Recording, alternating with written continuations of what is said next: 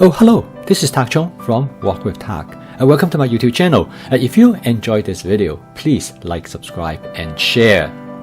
In this video, I'm going to show you how to cook a sesame chicken with a broccoli dish using a slightly different approach. I'm going to first coat the chicken with seasoning agents from my masala dabba. I'm going to start out with half teaspoon of mushroom seasonings. This is followed by quarter teaspoon of ginger powder. And then I'm going to use quarter teaspoon of lemon pepper. Next is quarter teaspoon of cumin. Finally, I use quarter teaspoon of paprika. I then add 1 tablespoon of cornstarch. This is the best way to impart flavor to the chicken because the cornstarch holds the seasoning together. To further enhance the flavor, I add half tablespoon of minced garlic. I learned this method from my cousin Marge. She makes the most flavorful chicken. She told me that this is the best method for the chicken to hang on to its seasonings. Next step, I'm going to pan fry the chicken. You notice that the middle of the wok there is a stain. That is caused by overheating the oil because I was not paying close attention. I turn the heat down to medium before I place the chicken on the flat surface of the wok.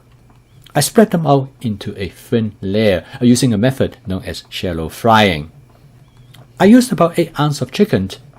The chicken is prepped in advance, so I could thaw them out in a bowl of warm water in just about 10 minutes.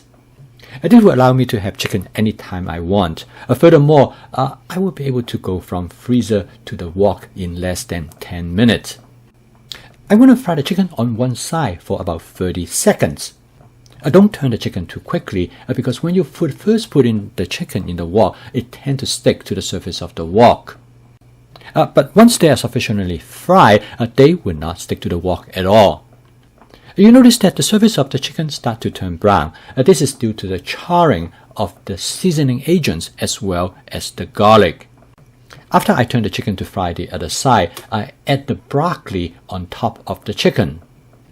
I cut the broccoli to a slightly smaller size to facilitate their cooking. I then spread out the broccoli over the chicken. Using this approach, I will let the chicken continue to be fried on the other side. And then I add some thinly sliced mushroom over the broccoli. I spread them out into a thin layer over the broccoli. I use a pair of tongs up to this point because they will give much better control. Using this method, I will make sure that the chicken is properly pan fried on the other side. Allow this to cook for another 30 seconds and then I switch to a wok spatula. Using this method, I will be able to adequately pan fry the chicken to give it a slight crispy texture. At the same time, I will be able to achieve the texture that I want in the vegetables without overcooking the chicken.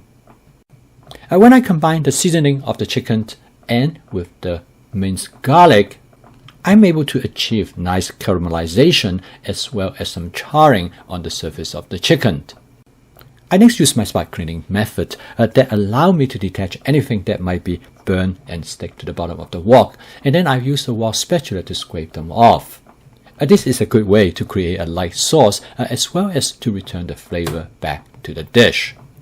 I'm then going to season the dish with a small amount of oyster sauce in combination with some hoisin sauce.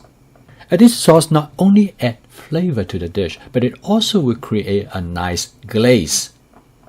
At this point, I'm going to add a little bit more water to create a light sauce. I do not want to have a heavy sauce, so I'm going to add only a little bit of water at a time. By this time the dish is done, I turn off the heat. So the last ingredients I'm going to add is some sesame seed. After mixing all the contents in the wok, the dish is ready to serve, and the total cook time is a little bit over 6 minutes. For people who like chicken, this is a good mix between the amount of chicken and the vegetables.